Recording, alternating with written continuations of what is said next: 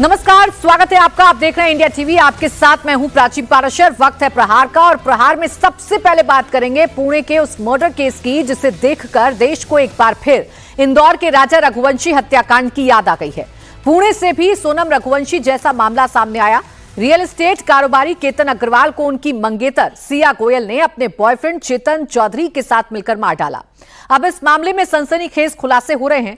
केतन हत्याकांड से जुड़ा बड़ा खुलासा हुआ है। मंगेतर सिया की गूगल सर्च डिटेल सामने आई है।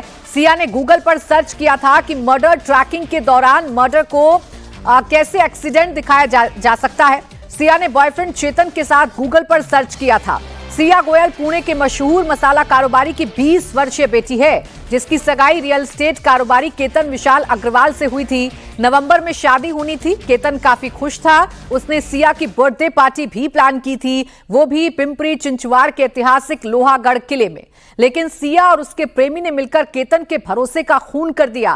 पहले सिया ने इसे हादसे की शक्ल देने की कोशिश की। वहां फोटोशूट के दौरान केतन का पांव फिसल गया और वो खाई में गिर गया। लेकिन जैसे जैसे जांच आगे बढ़ी, सिया और चेतन का नकाब उतर गया।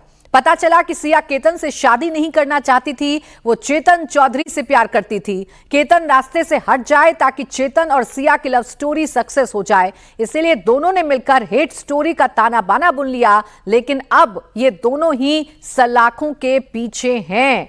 अब सिया ने कैसे अपने मंगेतर का कत्ल किया, इसकी एक एक कड़ी सामने आ रही है। सीसीटीवी फुटेज भी सामने आ गया है। केतन अग्रवाल और सिया जहां पर खड़े हुए हैं, वहीं पर चेतन भी नजर आ रहा है। पहले सिया ने कहानी गढ़ी कि चेतन का पैर फिसला, जिसकी वजह से केतन की मौत हो गई। लेकिन बाद में जैसे जैसे पुलिस ने जांच बढ़ाई तो सिया का सारा काला सच सामने आ गया। पुणे के केतन हत्याकांड में एक और बड़ा खुलासा हुआ है। सिया ने केतन की हत्या के बाद सैड पोस्ट भी किया था ताकि पुलिस को उस पर शक ना हो। उसने केतन के साथ अपने वीडियो पोस्ट किए ताकि किसी को उस पर हत्या का शक ना हो।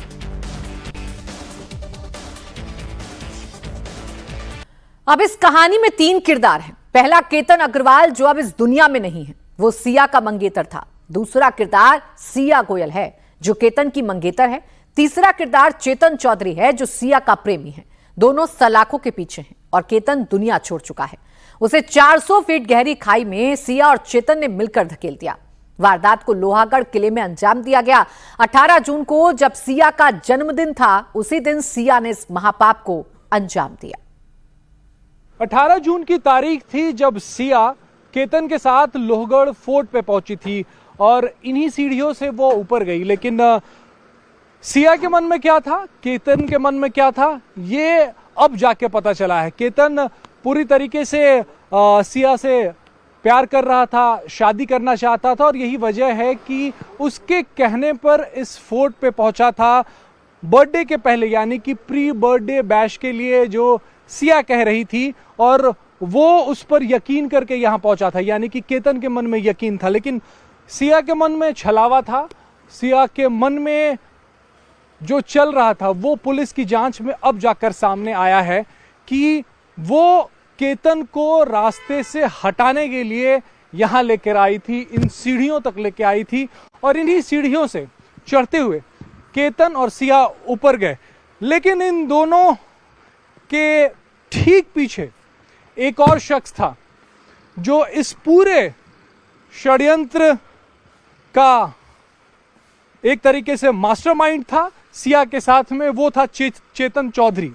चेतन चौधरी सिया का वो दोस्त जो सिया के साथ मिलकर केतन की हत्या की साजिश रच रहा था और लोहगढ़ की इन्हीं सीढ़ियों से, लोहगढ़ फोर्ट की इन्हीं सीढ़ियों से जब केतन और सिया आगे चल रहे थे तो पीछे पीछे चेतन भी चल रहा था और सिया उसे बार बार इशारा कर रही थी, कभी आगे जाने को, कभी पीछे जाने को। और इन सीढ़ियों से चढ़ता हुआ जब चेतन आगे बढ़ रहा था तब उसे लग रहा था कि उसने फुल प्रूफ प्लान बनाया, यानी कि वो पकड़ा नहीं जाएगा। लेकिन इन्हीं सीढ़ियों पर कई जगह पर सीसीटीवी कैमरे लगे हैं और एक सीसीटीवी कैमरे में वो हुडी लगाकर, चेहरे पर मास्क लगाकर चढ़ता हुआ जा रहा था। लेकिन जब पुलिस ने जांच शुरू की तो उसकी यही चालाकी जो है वो उसके लिए एक तरीके से उसके पकड़े जाने का सबसे बड़ा सबूत बनी, क्योंकि 18 जून को जो की तारीख को यहाँ पे उस वक्त 33 से 35 डिग्री टेम्परेचर था, यानी कि गर्मी थी। और ऐसे में अगर कोई शख्स हुडी पहनकर चेहरे पे मास्क लगाकर जा रहा है तो पुलिस को पहला शक जो है वो वहां पे हुआ। और यही वजह है कि वहां से जांच जब आगे बढ़ी और चेतन के कॉल रिकॉर्ड्स और सिया के कॉल रिकॉर्ड्स जब खंगाले जाने लगे तो मामला साफ हुआ। तो यहां से एक और अहम बात, नीचे जो टिकट्स ली जाती हैं उसमें आपको टाइमिंग भी दर्ज कराया जाता है कि आपने टिकट्स कितने बजे ली हैं। उस दिन जो टिकट लिए गए थे वहां से ऊपर की चढ़ाई महज 20 मिनट में पूरी कर ली गई थी। केतन के परिवार वालों को शक था कि लोहगढ़ फोर्ट अगर कोई जाता है, कोई ट्रेकिंग करने आ रहा है या पार्टी करने के इरादे से आ रहा है, तो इतनी जल्दी नहीं होती है किसी को जाने की। यानी सिया को बहुत जल्दी थी। सवेरे का वक्त था, 8:30 बजे का वक्त था जब सिया और केतन जो है वो अपने घर से निकले थे और यहाँ 9 बजे के करीब में पहुंचे होंगे। तो सिया का प्लान था कि सवेरे जब इस फोर्ट पे कम लोग रहते हैं, जब कम लोग यहाँ पे पहुंचते हैं, उसी वक्त इस पूरे हत्याकांड को अंजाम देने का था। यही वजह है कि नीचे से ऊपर पहुंचने में बहुत ज़्यादा वक्त नहीं लगा उन्हें। और केतन के पिताजी, जिनकी पुलिस से बात हुई और पुलिस से हमारी बात हुई है, सिया ने एक कोडवर्ड बना रखा था कि जैसे ही वो क्लिफ पे लेके जाएगी केतन को, यानी कि ऊपरी मन जो सबसे ऊपर सिरा है वहां लेके जाएगी, उसके बाद जैसे ही वो मौका आएगा जब सिया को लगेगा कि अब धक्का दिया जा सकता है, वो बैठ जाएगी। यानी कि एक तरीके से इशारा था, एक तरीके से ये कोड था जो सिया और चेतन ने पहले ही तय कर रखा था। और जैसे ही सबसे ऊपरी सिरे पे लेके पहुंची वो केतन को, वो बैठ गई। उसके बाद चेतन ने उसे धक्का दे दिया और वो नीचे गिर गया। और उसके बाद पहला कॉल सिया ने अपने घर वालों को किया और सिया के घर वालों ने केतन के घर वालों को बताया कि लोहगढ़ फोर्ट से उनका बेटा गिर गया। यहाँ पे सिक्योरिटी गार्ड्स जो उस दिन मौजूद थे, आपसे सर उस दिन मौजूद हुआ यहाँ पे जब ये सब घटनाक्रम हुआ, जब बॉडी निकाली गई? जी थे सर। क्या नाम आपका? धीरज यादव। नीचे से ऊपर जाने में कितना वक्त लगता है जो सबसे टॉप है? वो सर पब्लिक को ऊपर मिनिमम आधा घंटा लगता है। उस दिन बताया जाता है कि वो लोग जल्दी जल्दी में यहाँ से ऊपर गए। जी सर, उतना आइडिया नहीं है सर। क्या क्या हुआ था, आपने क्या क्या, आपको क्या क्या जानकारी है? सर हमको इतना जानकारी तो मिली नहीं, क्योंकि हमारा पॉइंट कैसे होता है, हमारा फर्स्ट गेट था, वहाँ पे ड्यूटी थी, उस जगह पे हमारा ड्यूटी नहीं थी। हाँ जी, तो उसकी वजह से उतना आइडिया नहीं था। बस नीचे पब्लिक बोली थी कि आदमी गिर गया, बस उतना आइडिया था हमको। उसके बाद कितने देर में पुलिस आई, कौन कौन आया? सर पुलिस का आइडिया नहीं, क्योंकि हम नीचे गए ही नहीं थे उस टाइम पे। अच्छा, कितने बजे हुआ कि आदमी गिर गया नीचे? करीबन 9 बजे आए थे, 9:30 10 बजे करीबन। 9:30 10 बजे के करीब में। उसके बाद क्या क्या हुआ आप लोगों को और क्या जानकारी मिली? नहीं, उसके बाद कोई आइडिया नहीं है हमको। मतलब इतना है कि 9:30 के 10 के बीच में? जी, क्योंकि हमारा वो ड्यूटी छोड़ के यहाँ से कुछ जगह पे गए नहीं, इसलिए तो हमको कोई आइडिया नहीं है। सीसीटीवी कैमरे कहाँ कहाँ लगे? जी यहाँ पे सर ऊपर भी है सर। देखिए ये सीसीटीवी कैमरा है और इसी सीसीटीवी कैमरे में चेतन चौधरी की वो तस्वीर कैद हुई है। चेतन चौधरी के फुटेज जो है वो कैद हुए हैं, जिसमें वो हुडी लगाकर, मास्क लगाकर ऊपर चढ़ता हुआ दिखाई दे रहा है। उस दिन गर्मी थी यहाँ पे 18 तारीख को। जी जी, गर्मी का दिन था सर। उसमें कोई आदमी से हुडी लगा के अकेला ही होगा वो, और तो कोई जा नहीं होगा। उतना आइडिया नहीं था। अगर मौजूद यहाँ पे ड्यूटी पे मौजूद रहता तो आइडिया रहता सर, वो आइडिया नहीं। लेकिन गर्मी थी उस दिन। जी गर्मी थी, इतना ही सवाल था। उस दिन गर्मी थी और पुलिस सूत्रों से जानकारी है 33 से 35 डिग्री के बीच में टेम्परेचर था। ऐसे में कोई शख्स हुडी लगा के, मास्क लगा के जा रहा है। इस सीसीटीवी कैमरे में उसकी तस्वीर कैद हुई और इसी सीसीटीवी कैमरे में चेतन जो है वो आगे जा रहा है, कभी पीछे जा रहा है और सिया उसे इशारा कर रही है। अब केतन को माउंटेनियरिंग का शौक था, उसे पहाड़ों और घाटियों में घूमने का अनुभव था। इसलिए केतन के पिता विशाल अग्रवाल ने अपने बेटे की अचानक मौत पर हत्या का शक जताया। पुलिस के मुताबिक सिया और चेतन की दोस्त करीब 1 साल से थी दोस्ती। पुलिस जांच में यह भी सामने आया कि 1 जनवरी से जून के बीच सिया गोयल और चेतन चौधरी के बीच 200 से ज्यादा बार बातचीत हुई है। दोनों ने पिछले 6 महीनों में करीब 238 घंटे फोन पर बातचीत की है। इन्हीं डिजिटल सबूतों ने दोनों को जेल की सलाखों के पीछे पहुंचा दिया। पुलिस के मुताबिक वारदात के दिन चेतन के मोबाइल का इंटरनेट सुबह 7 से शाम 5:40 तक बंद रहा। लोकेशन ट्रैकिंग से बचने के लिए चेतन अपना मोबाइल फोन दुकान पर छोड़कर गया था और अपने कर्मचारी का फोन लेकर लोहागढ़ पहुंचा था। दिन में जितनी बार भी चेतन के मोबाइल कॉल आया तो उसके कर्मचारियों ने रिसीव किया, जिससे पुलिस को उस पर और शक बढ़ गया। पुलिस के मुताबिक केतन और सिया जून के पहले सप्ताह में प्री वेडिंग शूट के लिए इंडोनेशिया के बाली जाने वाले थे, लेकिन यात्रा से ठीक पहले केतन का पासपोर्ट गायब हो गया था, जिसके चलते पूरा प्लान रद्द करना पड़ा।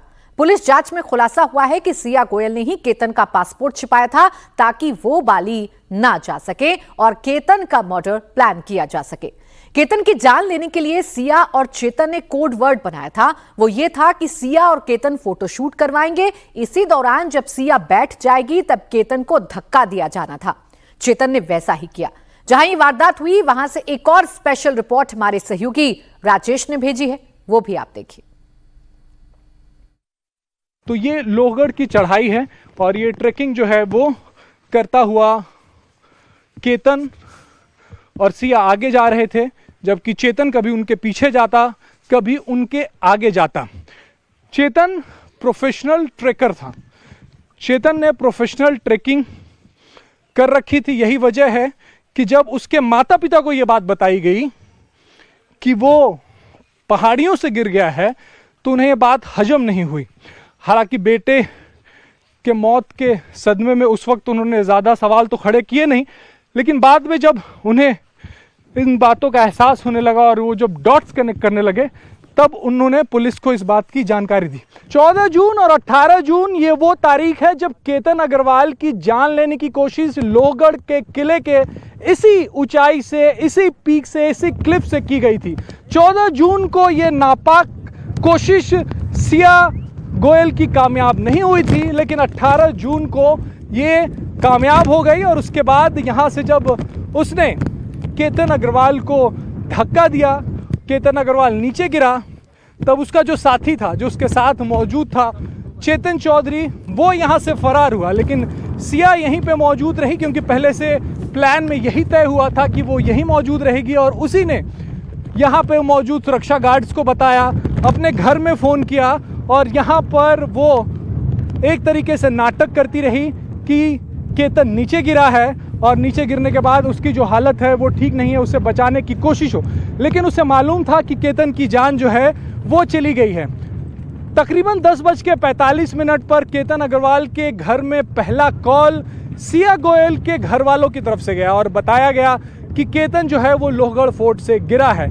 सिया को बार बार कॉल किया केतन के घर वालों ने, लेकिन वो फ़ोन नहीं उठा रही थी। और सबसे बड़ी बात है जो पुलिस जांच में सामने आई है वो ये है कि इस क्लिफ पे पहुंचने के बाद जब सिया और केतन दोनों यहीं पे मौजूद थे, तब दोनों के बीच में, यानी कि सिया और चेतन के बीच में एक पहले से कोड था, एक अंडरस्टैंडिंग थी कि जिस क्लिफ पे से धक्का देना है, जिस ऊंचाई से केतन को धक्का देना है, वहां तक अगर वो पहुंच गई है तो वो सिया बैठ जाएगी और सिया के बैठने के बाद जो है वो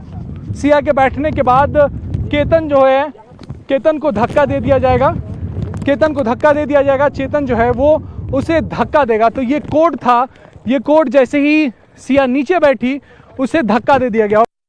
इंडिया टीवी की टीम लोहागढ़ फोर्ट पहुंची तो वहां एक सिक्योरिटी गार्ड मिला। ये वही शख्स है जिससे वारदात के बाद सबसे पहले सिया ने बात की थी और बताया था कि केतन का पैर फिसल गया और वो खाई में गिर गया है।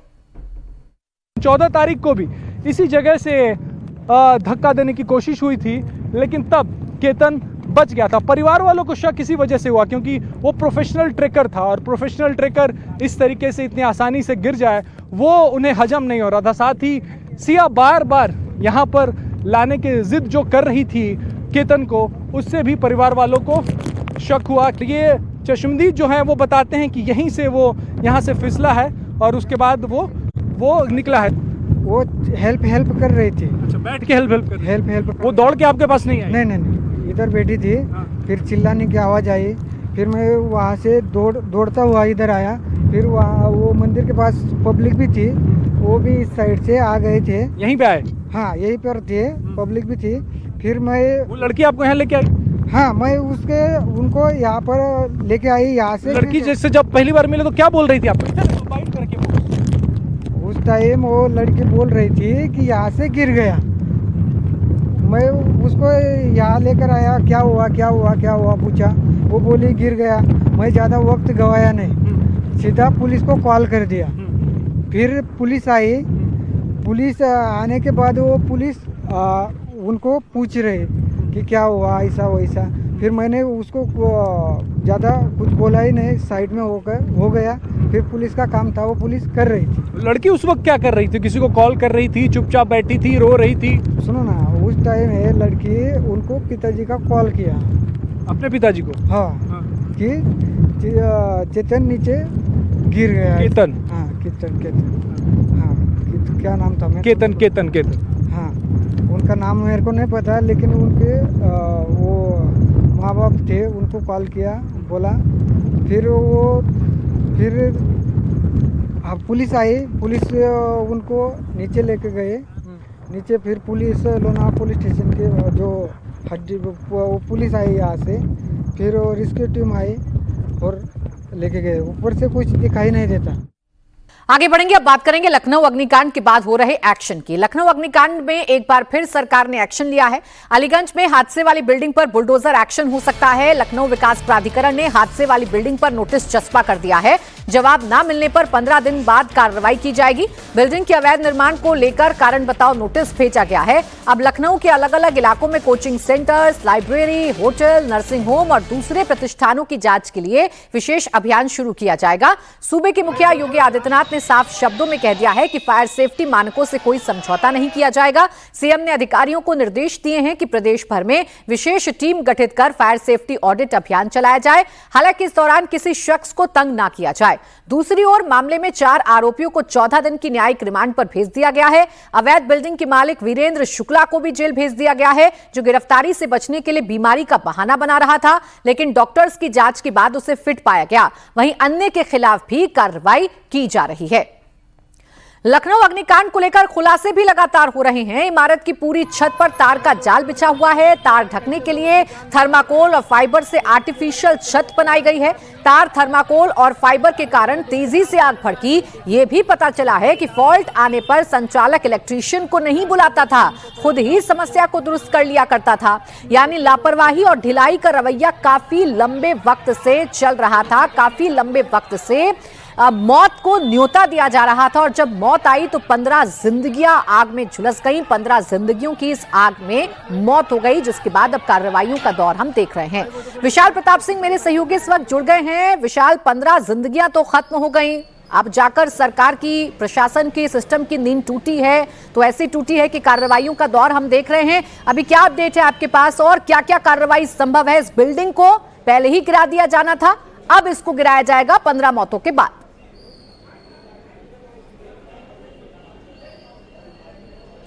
बिल्कुल प्राची, अब से कुछ देर पहले हमारी जब एलडीए वीसी प्रथमेश कुमार से बातचीत हुई तो उनका कहना था कि 2016 और 2017 में जब इस बिल्डिंग का कमर्शियल रूप पूरी तरीके से तैयार हुआ था, उससे पहले ही बिल्डिंग के ध्वस्तीकरण के आदेश दिए गए थे। लेकिन एक सादी एप्लीकेशन के बल पर 2016 के जो तत्कालीन अधिकारी थे, उन्होंने इस बात को दोबारा निरीक्षण करना ही उचित नहीं समझा कि मौके पर जो चीज़ें हुई हैं वो कमर्शियल लिहाज से हुई हैं या फिर किसी व्यावसायिक लिहाज से हुई हैं या फिर आवासीय लिहाज से हुई हैं। जिसके बाद प्रथमेश कुमार ने अब से कुछ देर पहले जो नोटिस था उस पर साइन किए हैं और 15 दिन का मौका दिया गया है उन लोगों को जो लोग दरअसल जिम्मेदार हैं इसके लिए कि वो कारण बताएं कि उनकी बिल्डिंग को जमींदोज क्यों ना कर दिया जाए। जाहिर बात है उनके पास कोई जवाब नहीं है। 15 दिन बाद इस बिल्डिंग को जमींदोज किया जाना है। लेकिन अगर एक्शन की बात किया जाए प्राची, तो लखनऊ में एक्शन शुरू हो चुका है। हम जिस बिल्डिंग पर इस समय मौजूद हैं, लखनऊ के हजरतगंज इलाके की, ये एल&ड कोचिंग है, प्राइवेट एक कोचिंग है। अब से कुछ देर पहले एलडीए के साथ साथ फायर विभाग के जो सीनियर अधिकारी हैं उन्होंने यहां का दौरा किया है और इस बिल्डिंग को भी मानकों के अनुरूप नहीं पाया है। 500 से ज्यादा जो बच्चे हैं वो इस एल&ड कोचिंग में, इस बिल्डिंग में पढ़ते हैं और इस बिल्डिंग को भी पूरी तरीके से गलत पाने के बाद एलडीए की तरफ से आदेश दिए गए हैं कि आज शाम को 4 बजे के बाद इस बिल्डिंग को भी बच्चों के चले जाने के बाद यहां पर फिलहाल पूरी तरीके से सील किया जाएगा। तो एक्शन जो है वो लगातार जारी है। लेकिन इस हादसे के बाद ही सही, लेकिन प्रशासन ने सबक लिया है। अब विशाल, यही उम्मीद की जानी चाहिए कि आगे कोई ऐसा दर्दनाक हादसा ना हो। नरेंद्र मोदी पर नया इंटरनेशनल वर्ल्ड सर्वे आ गया है। सर्वे में नरेंद्र मोदी सबसे आगे निकल गए हैं। Donald Trump, Xi Jinping, Vladimir Putin, ये सारे वर्ल्ड लीडर्स पीछे छूट गए हैं। ऑस्ट्रेलिया के थिंक टैंक लोई इंस्टीट्यूट ने सर्वे ने जो आंकड़े जारी किए हैं वो दुनिया को चौंका देने वाले हैं, क्योंकि अब ग्लोबल पावर की रेस में चीन, अमेरिका और रूस जैसे देश हिंदुस्तान से पीछे छूट गए हैं। वर्ल्ड लीडर्स पर सबसे ज्यादा कॉन्फिडेंस के मामले में नरेंद्र मोदी ट्रंप और जिनपिंग से बहुत आगे निकल गए हैं। कैसे, इस रिपोर्ट से समझिए। 23 जून 2026 को नरेंद्र मोदी पर नया इंटरनेशनल सर्वे आया है। इस सर्वे में कौन सी चौंकाने वाली बात पता चली है? दुनिया के मोस्ट ट्रस्टेड ग्लोबल पावर की लिस्ट में भारत की रैंकिंग क्या है? कॉन्फिडेंस इन वर्ल्ड लीडर्स की लिस्ट में नरेंद्र मोदी की पोजीशन क्या है? 10 साल बाद दुनिया के सबसे ताकतवर देशों की लिस्ट में भारत कहां खड़ा होगा? चीन, अमेरिका का क्या होगा? जून के सबसे लेटेस्ट इंटरनेशनल सर्वे का आंकड़ा शॉकिंग भी है, सरप्राइजिंग भी, और इसमें हिंदुस्तान के लिए, मोदी के लिए खुशखबरी भी है। शॉकिंग इसलिए क्योंकि ग्लोबल पावर के तौर पर पहचाने जाने वाले रूस, चीन, अमेरिका जैसे देशों पर दुनिया का भरोसा घट गया है, लेकिन हिंदुस्तान पर भरोसा बढ़ गया है।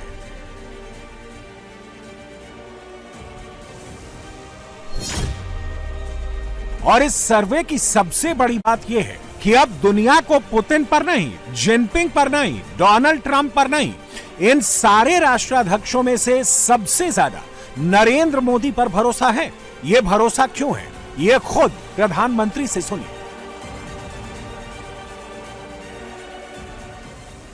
और आज का ये दिन इस बात का साक्षी है कि हमारी क्षमता क्या है, हमारा कौशल क्या है, और यही नए भारत की सबसे बड़ी ताकत है।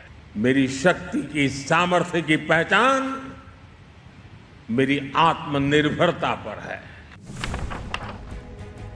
सवाल है कि आखिर ये कौन सा सर्वे है जो मोदी को ट्रंप, पुतिन, जिनपिंग से भी ताकतवर बता रहा है? ये कौन सा सर्वे है जो भारत को रूस, चीन, अमेरिका से भी बड़ा पावर बता रहा है? और ये कौन सा सर्वे है जिसके आने के बाद पूरी दुनिया में हड़कंप मच गया है, हर जगह मोदी मोदी होने लगा है? तो चलिए अब आपको 23 जून को आया वो सर्वे दिखाते हैं, उसकी हैरान कर देने वाली फाइंडिंग्स के बारे में बताते हैं।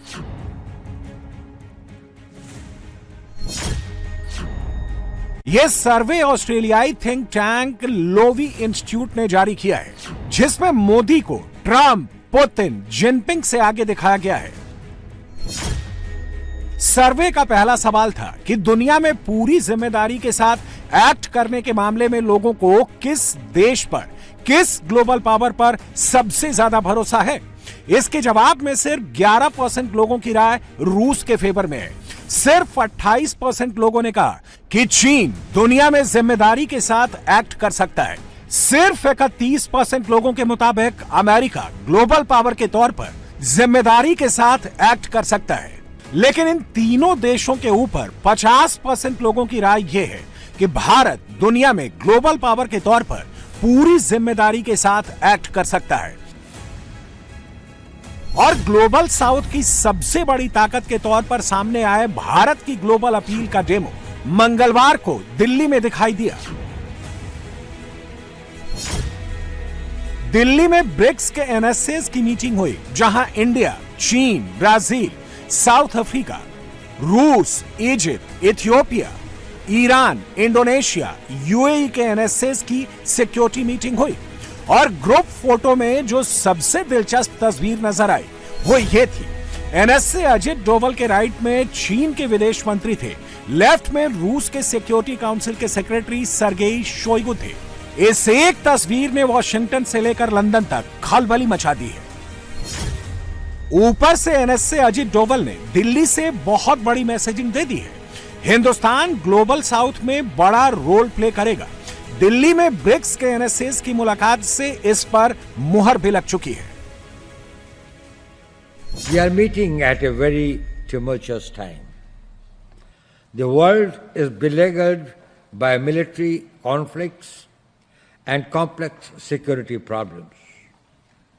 It is facing geopolitical uncertainties, economic strains, and disruptive technologies. Not only that, the threats are compounding.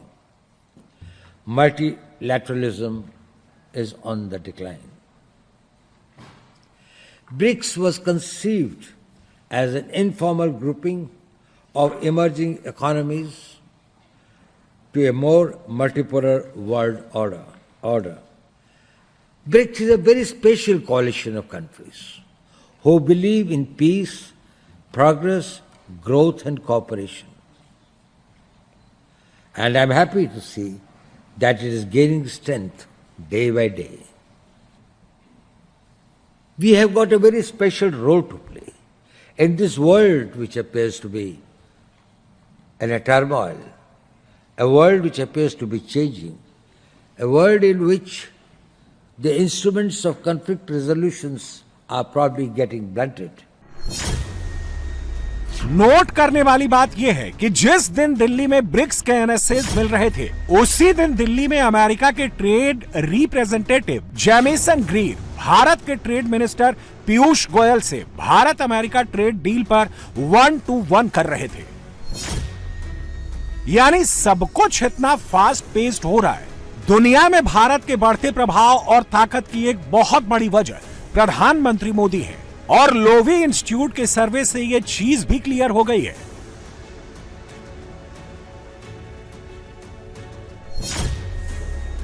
इस सर्वे में जब लोगों से सवाल पूछा गया कि दुनिया के किस वर्ल्ड लीडर पर वैश्विक मामलों में सही फैसले लेने पर सबसे ज्यादा कॉन्फिडेंस है, तो इसके जवाब में सिर्फ 4% की राय नॉर्थ कोरिया के तानाशाह किम जोंग उन के फेवर में है, सिर्फ 8% की राय पुतिन के कॉन्फिडेंस पर है, सिर्फ 20% को जिनपिंग पर भरोसा है, सिर्फ 21% लोगों को डोनाल्ड ट्रंप पर भरोसा है, जबकि इन सबकी तुलना में 32% लोगों को नरेंद्र मोदी पर भरोसा है। नरेंद्र मोदी और हिंदुस्तान पर दुनिया का यह बढ़ता भरोसा लोवी इंस्टीट्यूट के 2025 के एशिया पावर इंडेक्स में भी दिखता है। 2025 एशिया पावर इंडेक्स में भारत पहली बार 40 पॉइंट्स का स्कोर क्रॉस करते हुए मेजर पावर की लिस्ट में शामिल हो गया। भारत ने इस इंडेक्स में जापान, रूस, ऑस्ट्रेलिया जैसे देशों को पीछे छोड़ दिया। इस इंडेक्स के मुताबिक भारत का ग्राफ इसलिए बढ़ा क्योंकि मोदी की मल्टी अलाइनमेंट पॉलिसी से भारत को फायदा हुआ और मोदी की लीडरशिप में भारत की आर्थिक और मिलिट्री ताकत बढ़ी।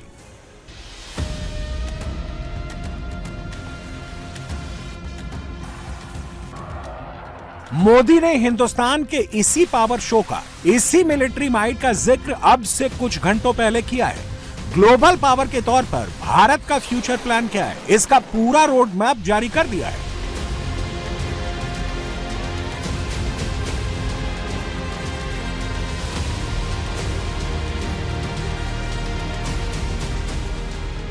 साथियों, दुनिया गवाह है कि मैरीटाइम क्षमता के बिना कोई भी राष्ट्र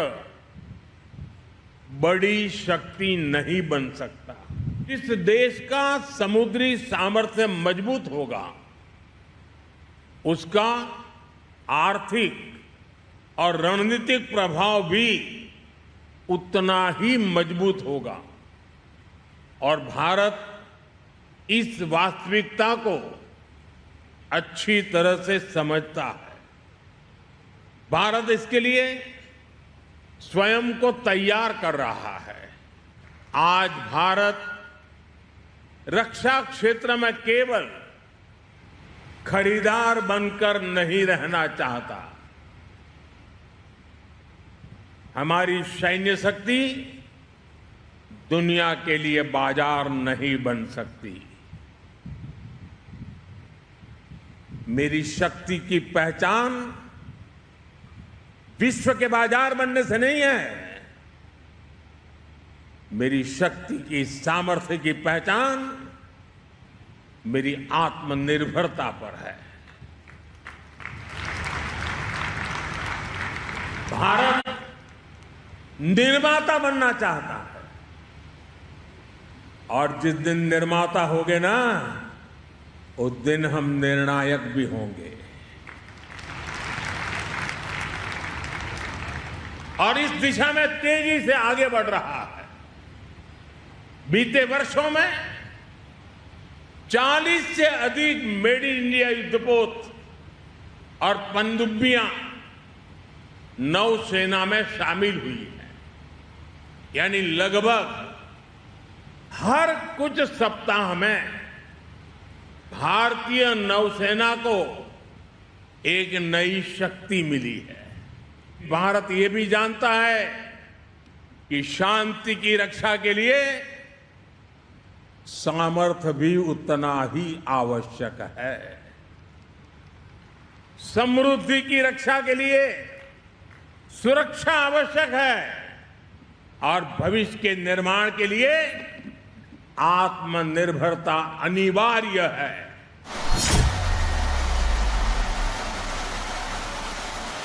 मोदी का यह कहना कि भारत अब सिर्फ हथियारों का खरीदार बनकर नहीं रहेगा, भारत हथियारों का निर्माता भी बनेगा और भविष्य में निर्णायक भी साबित होगा। मोदी ने वो काम युद्ध स्तर पर शुरू भी कर दिया है।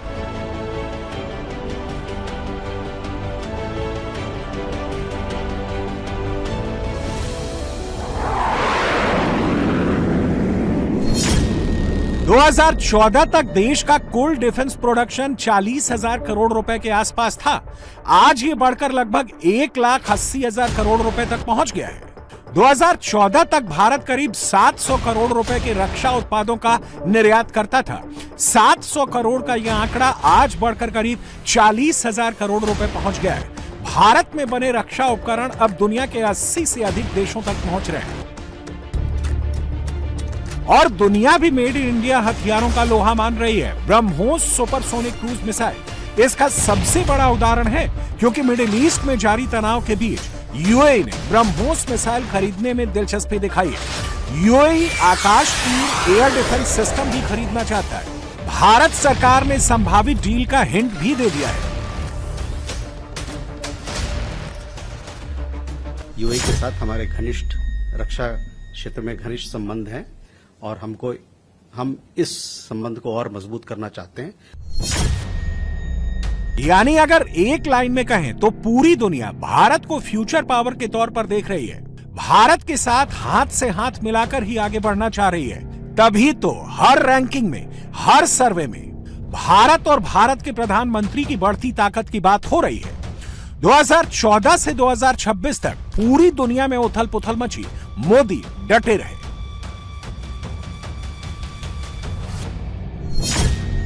ब्रिटेन में डेविड कैमरून, थेरेसा में Boris Johnson, Liz truss, Rishi Sunak आए और चले गए, मोदी पीएम बने रहे। ऑस्ट्रेलिया में Tony Abbott, Malcolm Turnbull, Scott Morrison, Anthony Albanese आए और चले गए, भारत में मोदी ही पीएम रहे। जापान, इटली, अमेरिका, फ्रांस 14 से 26 तक दुनिया के कई देशों में राष्ट्राध्यक्ष बदले, हिंदुस्तान में मोदी ही लीड करते रहे।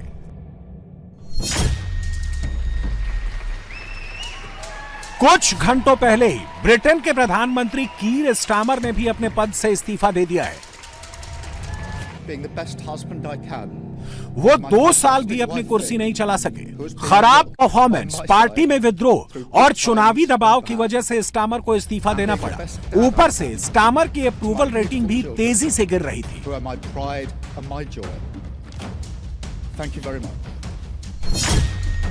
मॉर्निंग कंसल्ट की लेटेस्ट अप्रूवल रेटिंग ही देख लीजिए। 24 देशों के लीडर्स के अप्रूवल रेटिंग में कीर स्टामर की अप्रूवल रेटिंग सिर्फ 27% पर है और वो इस रैंकिंग में नीचे से तीसरे पायदान पर हैं, जबकि नरेंद्र मोदी इस चार्ट को भी रूल कर रहे हैं। 70% की अप्रूवल रेटिंग के साथ मोदी इस वक्त भी दुनिया के लीडर नंबर 1 बने हुए हैं। इसीलिए तो पूरी दुनिया में मोदी मोदी की गूंज सुनाई दे रही है, भारत की ही बात हो रही है। ये 14 से 26 तक मोदी की नॉन स्टॉप इनिंग का ही नतीजा है कि आज ट्रंप भी मोदी की तारीफ करते नहीं थक रहे। मैक्रो से लेकर मेलोनी तक हर कोई मोदी का ही नाम ले रहे हैं, मोदी से ही मिलना चाह रहे हैं और नरेंद्र मोदी से अपॉइंटमेंट लेने का यह सिलसिला लगातार जारी है। जापान की प्रधानमंत्री सनाए तकाइची बहुत जल्द भारत के दौरे पर आने वाली हैं। इसका भी एक कूटनीतिक मैसेज है। भारत की कूटनीतिक चालें आज के वक्त में कितनी सधी हुई हैं, इसका अंदाजा इसी बात से लगाया जा सकता है कि सितंबर 2026 में भारत में होने वाले ब्रिक्स समिट से ठीक पहले वो जापान जैसे उस देश की प्रधानमंत्री की मेजबानी करने जा रहा है जिसे चीन फूटी आंख नहीं देखना चाहता। जापानी पीएम का ये दौरा इसलिए ज्यादा ध्यान खींच रहा है क्योंकि सितंबर में होने वाले ब्रिक्स सम्मेलन के लिए चीन के राष्ट्रपति शी जिनपिंग के भी भारत आने की खबर है। जुलाई में जापान की प्रधानमंत्री का भारत आना और उसके तुरंत बाद शी जिनपिंग का ब्रिक्स समिट के लिए दिल्ली पहुंचना भारत की कूटनीति में बदलाव के संकेत दे रहा है। जापान वो देश है जो चीन से लंबे वक्त से क्षेत्रीय लड़ाई लड़ रहा है। चीन की आक्रामक नीति के आगे जापान डट कर खड़ा हो रहा है और वो हमेशा से भारत का रणनीतिक साझेदार रहा है।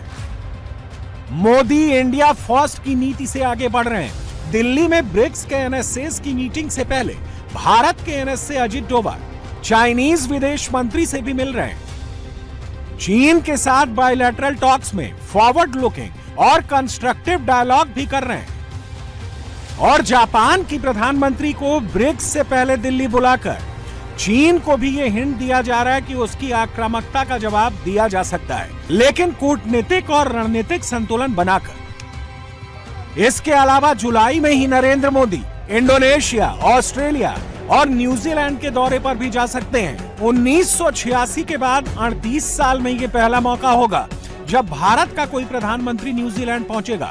मोदी के इस 3 नेशन विजिट का भी कूटनीतिक मैसेज है। इससे भारत इंडो पैसिफिक में चीन की बढ़ती ताकत का काउंटर करेगा और इंडो पैसिफिक के देशों के साथ आर्थिक, रक्षा और समुद्री सहयोग बढ़ाकर चीन की चुनौती का शांत लेकिन मजबूत जवाब होगा। मोदी की यही कूटनीति उन्हें बाकी वर्ल्ड लीडर से अलग बनाती है। हर इंटरनेशनल सर्वे में भारत की साख बढ़ाती है, हिंदुस्तान की ताकत बढ़ाती है।